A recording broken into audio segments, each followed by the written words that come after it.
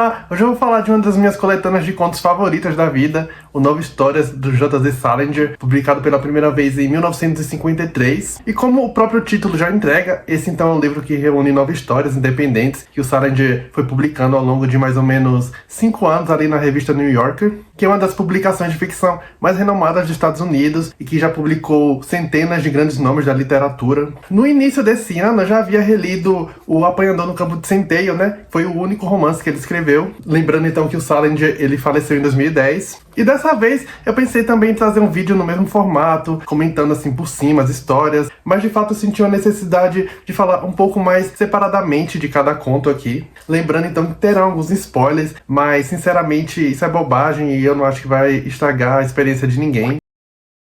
O conto que abre o livro é Um Dia Perfeito para Peixes Banana, um dos contos mais famosos do Salinger, e é um conto que já chega assim, dando uma voadora no peito do leitor. Eu lembro que a primeira vez que eu li esse conto, eu literalmente fechei o livro, eu fiquei encarando o vazio. De verdade, fiquei muito mexido, porque é um final bem abrupto e radical. E é muito raro ter esse tipo de experiência com literatura. Claro que a gente experimenta todo tipo de sentimentos, só que para um texto me fazer literalmente fechar um livro e ficar nesse estado de suspensão é muito pouco comum. Então, ele basicamente vai contar um pequeno episódio de um cara chamado Seymour Glass. Ele e a esposa estão ali num hotel na praia, e o conto vai começar então com a esposa sozinha no quarto, conversando com a mãe pelo telefone, enquanto o Seymour Glass, ele tá lá na praia.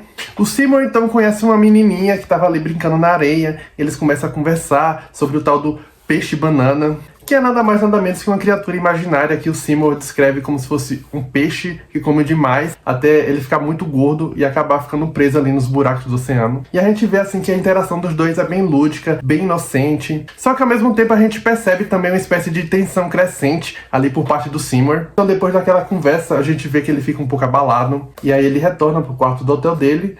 Ele encontra a esposa, se eu não me engano, tirando um cochilo, e aí ele saca a arma da mala e acaba dando um tiro na própria cabeça.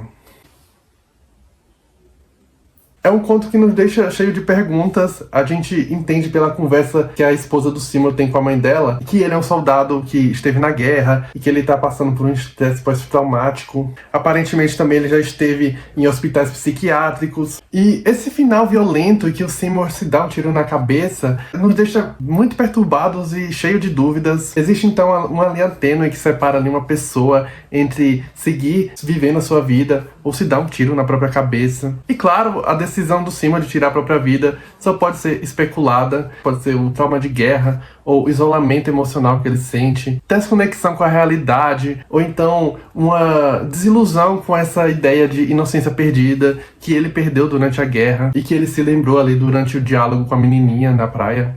É um conto que me lembrou bastante também a história do Septimus Smith, lá do Mrs. Dalloway, que também é um ex-soldado de guerra e tem um final um pouco parecido aqui com o do Seymour. Enfim, eu acredito que esse é o meu conto favorito aqui dessa coletânea.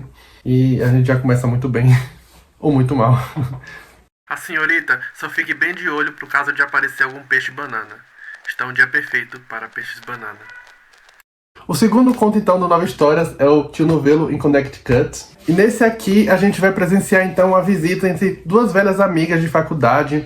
Ambas hoje estão casadas e vivendo suas vidas como mães de família ou esposas. Elas são então a Heloise, que é a anfitriã, e a Mary Jane, que é a amiga que vai visitá-la. Elas então começam a beber e conversar sobre os tempos de faculdade. Elas vão trocando histórias sobre os colegas. E a gente vai perceber que há um grande ressentimento aqui por parte da Heloise. A gente vai ver na relação distanciada que a Heloise tem com a filhinha dela uma espécie assim de insatisfação muito profunda com o casamento, com a vida que ela tá levando. Ela trata a menininha de uma forma muito seca e meio negligente também. Ela tá sempre delegando as funções para a empregada que cuida ali da menina. A gente vai entender então como que essa mulher, ela anseia por aquela versão dela mais feliz e mais autêntica dos tempos de faculdade. Como que ela acreditava que era livre e descolada. Só que é um passado que nunca mais vai voltar. Esse então é um conto que vai falar muito dessa insatisfação pela vida doméstica, como que seguir o caminho tradicional do casamento e de ter filhos meio que tirou a identidade daquela mulher. E principalmente como que os filhos eles vão acabar também sofrendo por essa amargura carregada pelos pais. Muito tocante também. Lembra do nosso ano de calouras? Que eu tinha aquele vestido marrom e amarelo que eu comprei em Boace? E a Miriam Ball me disse que ninguém usava aquele tipo de vestido em Nova York? e eu passei a noite inteira chorando? Heloise sacudiu o braço de Mary Jane. Eu era uma boa menina, ela suplicava. Não era?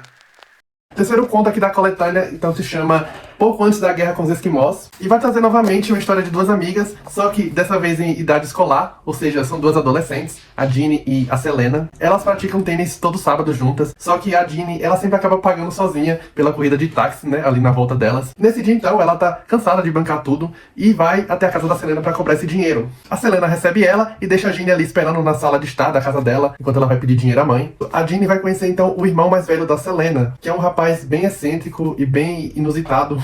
Ela então vai ter uma conversa bem estranha com esse rapaz e muito curiosa. Ele vai começar a contar da vida dele, como ele tem um problema no coração e que ele trabalhava fabricando aviões em outro estado. Esse rapaz, né, o Franklin, ele também começa a esculhambar a irmã mais velha da Ginny, com quem ele estudou no colegial.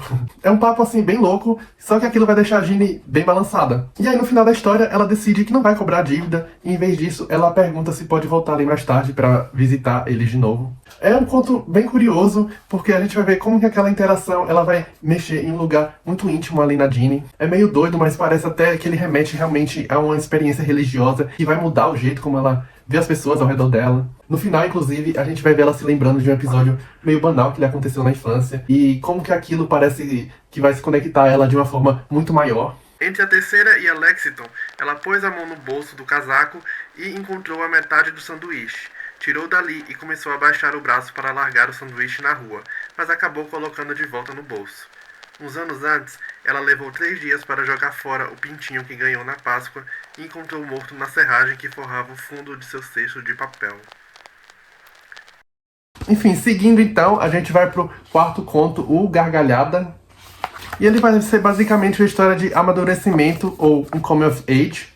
Esse aqui, ele vai girar em torno das memórias desse narrador de quando ele era criança. Ele participou de um clube chamado Clube dos Comanches, que é basicamente um grupo de meninos que se juntavam para fazer atividades diversas e passeios. Esse clube, então, é comandado por um cara que é chamado aqui de cacique. E dentro dessas atividades, esse cacique, ele juntava ali os meninos para contar as aventuras e desventuras de um anti-herói fictício chamado O Gargalhada. E esse Gargalhada, ele tem umas aventuras bem surreais, e os meninos adoravam aquelas histórias. Até que um dia esse cacique, ele arruma uma namorada que passa a acompanhar os meninos ali nas atividades. E assim, aquela menina é bem bonita, ela causa fascínio aqui no protagonista do conto e nos demais colegas dele. Até que um dia, ela e o cacique terminam, e o cacique então decide matar o Gargalhada. Ele então vai contar ali uma aventura que o Gargalhada morre, os meninos ficam arrasados, eles sentem assim como se tivessem perdido um amigo, começam a chorar copiosamente. Então, como eu vejo esse conto aqui, ele vai explorar de fato essa ideia de amadurecimento através de uma perda muito significativa, mesmo que seja um personagem fictício. Esse amadurecimento como um fim de um mundo seguro e escapista desse protagonista. A gente vai ver também, assim, como que a ficção, mesmo que seja esse lugar de fuga, ela vai estar sempre intimamente ligada ao momento emocional de quem conta. Porque o cacique, ele basicamente matou Gargalhada para dar vazão àquele estado emocional dele depois do fim do namoro. A história, é claro, acabou aí, e jamais foi retomada. O cacique deu partida no ônibus. Na fileira de assentos paralela à minha, Billy Walsh, que era o mais novo de todos os Comanches, caiu no choro. Nenhum de nós disse para ele calar a boca. Quanto a mim, eu lembro que meus joelhos tremiam. Com isto, a gente chega então ao quinto conto aqui do Nova Histórias, que é o Lá no Bote. Esse aqui vai tratar então de questões identitárias, principalmente relacionadas ao judaísmo. A gente vai ter então um diálogo ali entre a Sandra, que é uma empregada doméstica, com a patroa dela. Elas estão conversando sobre o filho da patroa, que é uma criança. A Sandra tá preocupada com esse menino, porque ele tem um comportamento meio estranho e introspectivo. E no final, então, a gente vai ver esse menino revelando à mãe que a Sandra chamou o pai dele de judeu sovina, que é uma maneira pejorativa de se referir a judeus. Aqui no livro tem uma palavra específica em inglês para isso, e eu imagino que nessa conotação ela seja um pouco mais pesada. Eu acredito que seja um dos contos mais curtos aqui. E a gente vai ter, então, essa perda da inocência infantil, né, perante o preconceito dos adultos, como que uma criança, mesmo que não entendendo completamente o peso daquela palavra, ela vai, de alguma forma, causar confusão e também uma mágoa. Você sabe o que é um judeu sovina, meu bem? Lionel estava ou sem vontade ou sem capacidade de falar na hora. De qualquer maneira, ele esperou até que os soluços que vieram depois das lágrimas diminuíssem um pouco. Então, sua resposta foi dada, abafada mais inteligível, no pescoço morno de Bubu. É um daqueles caras, ele disse. Aqueles caras que sovam o pão.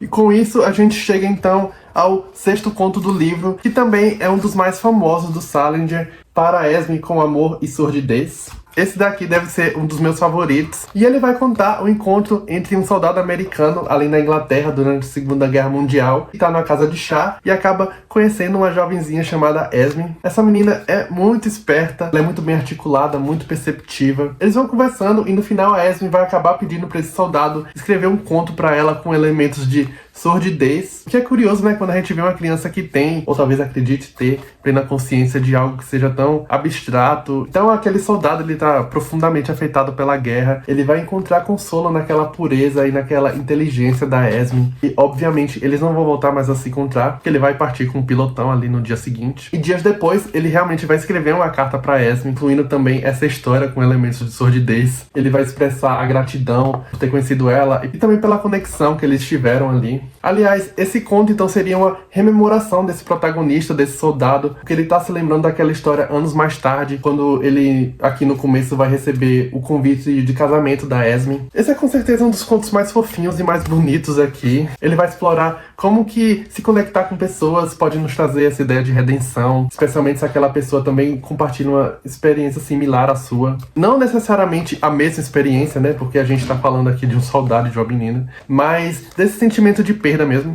E aqui a gente vai ver como o Salinger via nas crianças essa pureza com a qual a gente vai encontrar quase que uma espécie de cura para esse mundo tão insensato. É um conto que me remeteu bastante, então, ao apanhador no campo de centeio, né? E é isso, a gente vai ver aqui como que essas pequenas conexões humanas, elas podem realmente nos salvar em períodos de grande sofrimento. Um dos meus favoritos. Não é uma pena nós não termos nos conhecido em circunstâncias menos extenuantes?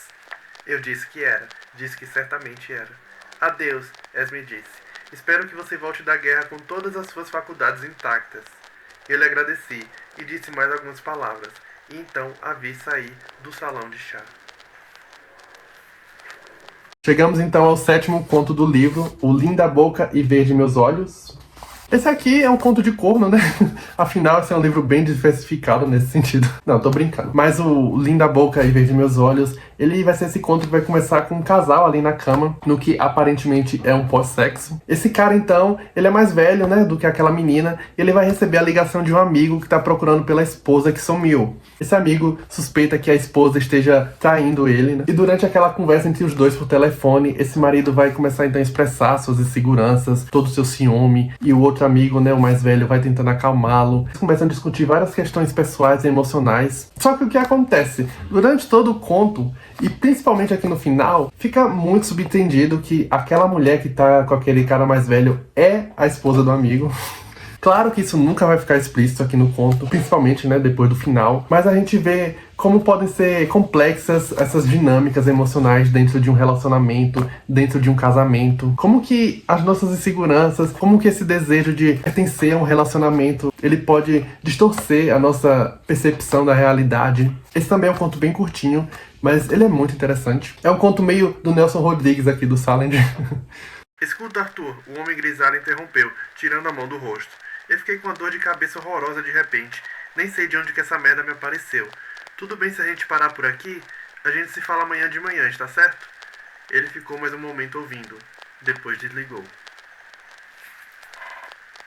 Então a gente chegou ao penúltimo conto aqui do livro. Também é um dos meus favoritos. Já devo ter falado isso várias vezes aqui. Mas enfim, eu tô falando do Período Azul de Damier Smith.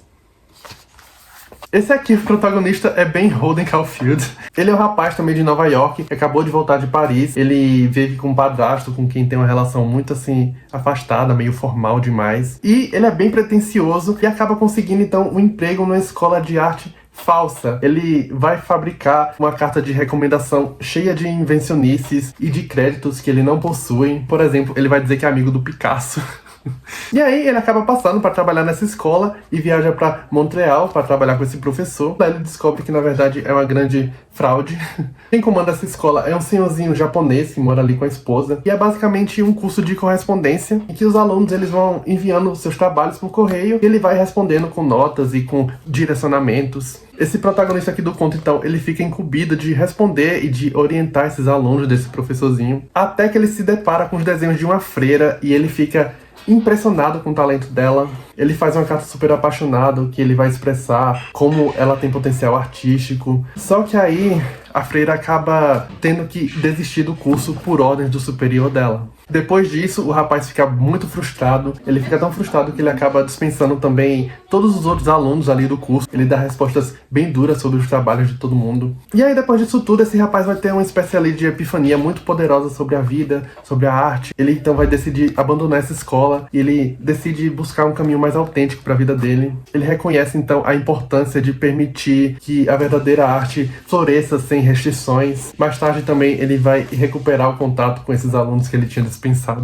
e vão se tornar grandes amigos. E aqui no final do conto ele vai dizer uma frase: todos somos freiras. É uma frase muito interessante porque ela vai revelar como todos nós estamos sempre lutando contra uma força que nos inibe de alcançar a nossa autenticidade, sempre está nos limitando ou nos desafiando. A gente vai entender então, pela época que esse conto se passa, que aquele protagonista ele viveu o período da Grande Depressão nos Estados Unidos, né? Após a quebra da Bolsa de Valores ali em 29. Ele estava em Paris, ou seja, ele estava totalmente alheio àquele sentimento meio pessimista, de muita praticidade que a sociedade americana precisou adotar durante aquele período. E a gente vai entender também que essa grande revelação que ele vai ter vai acabar também sendo uma espécie de tomada de consciência sobre a importância da solidariedade, como que isso também é imprescindível para a experiência humana, para se estar no mundo. O que também remete à mesma ideia de experiência religiosa, de elucidação, que a gente viu lá no conto pouco antes da Guerra dos Esquimós. Enfim, esse conto é muito bom. Eu me afastei da vitrine e dei 2 voltas na quadra, até conseguir firmar os joelhos. Então, sem arriscar olhar de novo para a vitrine da loja, subi para o meu quarto e deitei na cama. Minutos ou horas depois, fiz em francês a seguinte breve anotação no meu diário: estou dando a Soror Irma a liberdade de seguir seu próprio destino. Todo mundo é uma freira. Por último, mas não menos importante, chegamos então ao 9º e último conto aqui do livro, que é o Ted. Esse com certeza é um dos mais enigmáticos e perturbadores. É interessante como o livro ele abre e fecha com esses contos que eu achei os mais medonhos.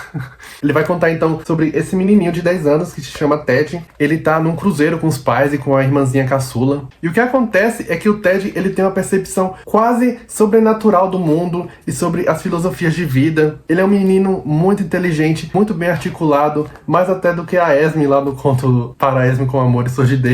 Esse Ted então ele dá entrevista sobre a filosofia zen, sobre Deus, encarnação, sobre desapego material. E o que acontece então nesse conto é que esse menininho ele vai se deparar ali no deck do navio, né, que ele tá com um estudante mais velho, um estudante de universidade. Esse estudante começa a lhe fazer várias perguntas, afinal ele sabe quem é aquele menininho. Ele começa a perguntar sobre as crenças que ele prega, e os dois vão trocando perspectivas, e esse estudante então ele fica muito balançado com as ideias do Ted. Só que no final aqui, o pequeno Ted, ele vai basicamente prever a própria morte e a morte da irmã mais nova. E aí ele vai se despedir daquele carinha, daquele estudante, e vai seguir para a aula de natação dele. E no final do conto, esse estudante ele vai ouvir um grito e um choro de uma menina. O que acontece é que ele tá perto de uma área ali que possui uma piscina vazia. E fica subentendido então que algo muito trágico aconteceu. Para ser mais específico, talvez a irmã do Ted ela tenha empurrado ele naquela piscina vazia e ele morreu. Só que é claro, isso nunca vai ficar explícito aqui no texto. É um conto também que me levantou muitas perguntas, muitas dúvidas. A gente vai ver aqui uma distorção bastante conflituosa entre a inteligência e a perspicácia das crianças e esse desapego pela vida material. Eu pelo menos fiquei me perguntando o que seria um estado de graça ideal. Será que seria assentarmos a transitoriedade da vida com a naturalidade e a honestidade e a falta de cinismo de uma criança, que nem aqui no conto? Ao mesmo tempo ele parece um pouco paródico nesse sentido, porque a gente vai ver ali percepções que geralmente só nos chegam em idade adulta, em que estamos mais maduros.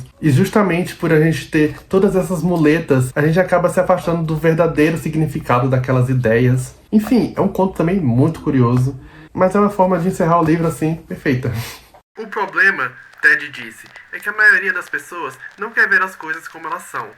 Elas não querem nem parar de ficar nascendo e morrendo o tempo todo. Elas só querem corpos novos o tempo todo, em vez de parar e ficar com Deus, onde é bem bacana ficar.